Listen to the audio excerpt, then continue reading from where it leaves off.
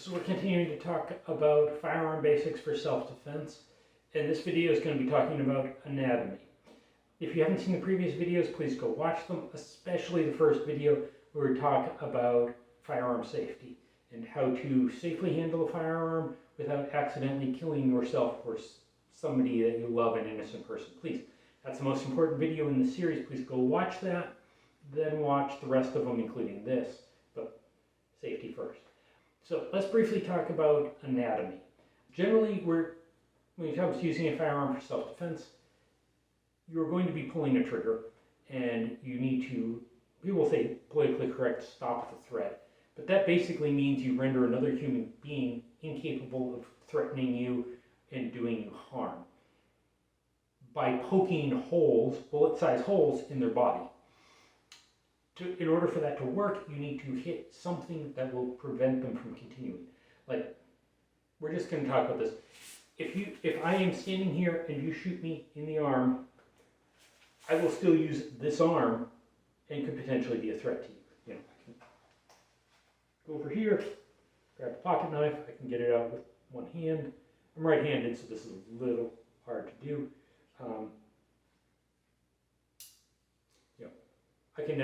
I'm still a threat to you. I still have a weapon after you shot me in this arm. So let's talk about where you can shoot someone that will actually cause them to cease to be a threat. And that's basically, you need to stop oxygen flow to the brain, specifically this back lower portion of the brain. Higher reasoning and functions are in the front of the brain, pardon my haircut, are like up front. The basic caveman ooga booga, I'm going to hurt someone, can, hit with club is in the back portion of your brain. So in order to stop someone, you basically need to prevent oxygen from flowing into that portion of the brain. The ways you can do this with a firearm involve destroying that portion of the brain. So basically shooting someone quite literally between the eyes. It's below most of the brain, and you go into the back of the brain, where we're talking about the important parts. Yes, if you shoot them in the forehead, it will probably do enough damage with a shock wave coming from a bullet going over the speed of sound through the skull and kind of scramble the rest of the brains and do significant damage back there. But generally, that's the part of the brain that you need to destroy. So the other way you can do this is by preventing oxygen from getting to that portion of the brain. And that means you're destroying the heart and the lungs. If you shoot somebody in the heart is pumping blood, which is full of oxygen, to the brain and keeping the brain working, getting oxygen where it needs to be. So shooting someone in the heart will work. The thing is, if you shoot somebody in the heart and the pump stops pushing oxygen through, blood with oxygen, it's going to take a few seconds of being deprived of oxygen for the brain to shut down. Like, if you think about just holding your breath isn't really a good example because your heart's still pumping. But if you destroy the heart, they'll probably stay conscious for at least 2 seconds, maybe as long as 5 to 8 are possible.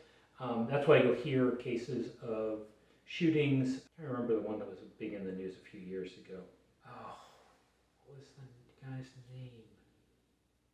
Anyways, during the Obama administration, there was a shooting that happened that was all over the news where supposedly, according to the only witness that existed, after being shot in the chest, 1 round straight to the heart, the attacker said, "I give up, you got me," or something along those lines, and then died. So he was capable of taking actions even after his heart was destroyed, very briefly until the blood flow stopped. So yes, shooting someone in the chest will stop them if you destroy the heart, but it's not absolutely immediate. On the other hand, if you're trying to shoot somebody and they're moving around like this and their head's going all over the place, you're probably going to be better off shooting somebody in the chest, destroy that heart, than you are going to be trying to hit this tiny little spot in the back of their brain. Yeah. Heads move a lot. Chests move less. Continuing on, you can destroy the lungs. And the lungs are conveniently right near the heart. So if you're shooting someone aiming towards the heart and you miss and you happen to hit a lung, you poke holes in the lungs, it will cause, first off, it defeats the oxygen Comes through air, gets processed in the lungs, goes to the heart, and adds to the bloodstream. And there's going to be a doctor putting a comment in here about how I'm wrong. Feel free. But anyways, those lungs, if you poke a hole in the lung, you're reducing lung capacity, you're reducing the ability of that person's body to get oxygen into the blood, so that will eventually be potentially fatal. And you also allow oxygen or air that's coming into the lungs to escape out the hole in the side of the lungs, and it enters this cavity in our torso, and that generally it will go out and stay there. So that over time, as they breathe in, lose a little bit of air through the hole in their lung, over time, get a lot of oxygen in, a lot of air in that's escaping into this cavity in the center of the torso through the hole in the lung. You will slowly fill the torso with air, and that will push the lungs and heart across and put pressure on the heart, which will eventually stop the heart. I believe the technical term for this is a tension pneumothorax. So that will ultimately stop the person, assuming they don't get medical treatment. But that you're now talking minutes, potentially 10 minutes, maybe even 15 minutes, a half hour. At which point, if you're shooting this person to stop them from hurting other people or whatever it is they're doing that really, that's urgent enough that you need to kill them to stop them from doing it, shooting them in the lung, if you're aiming for the heart, you might miss and hit a lung. It will eventually work, but they'll probably have enough time to keep doing whatever bad thing they were doing while they're in the process of dying. And one other thing to be aware of is if somebody is wearing body armor, which I don't happen to have handy for this video. I'll step back. The pelvis. There is a huge amount of blood flow through the pelvic area.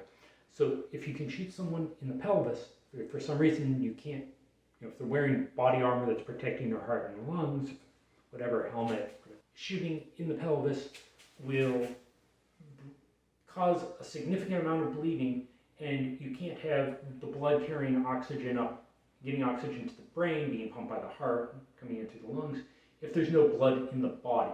So shooting someone in the pelvis will cause that massive bleeding that will eventually lead to death. You also potentially, if your attacker, once again, is using a knife, shooting them in the pelvis, if you can break the pelvic bone, which most bullets will, that will prevent prevent the person from being able to stand. Like if your pelvis is shattered, your legs will not support your body.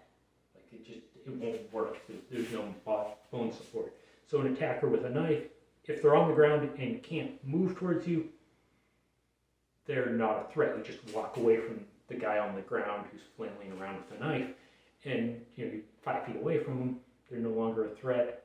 So shooting at the pelvis is valid.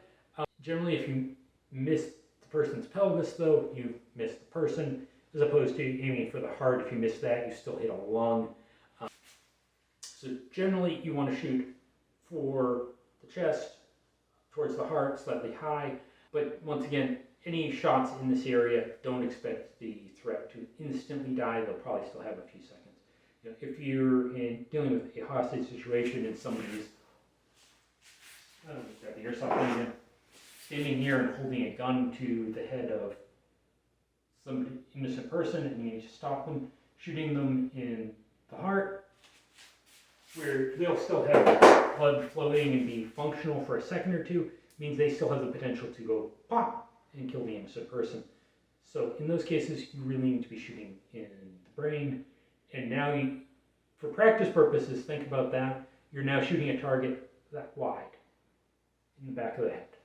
Basic anatomy. I'm not saying this to discourage you. Anything beats nothing. If your life or the life of someone you love is being threatened, if you can shoot the bad guy a little bit in the chest, it beats nothing. But you want to practice a lot and be able to hit those small targets.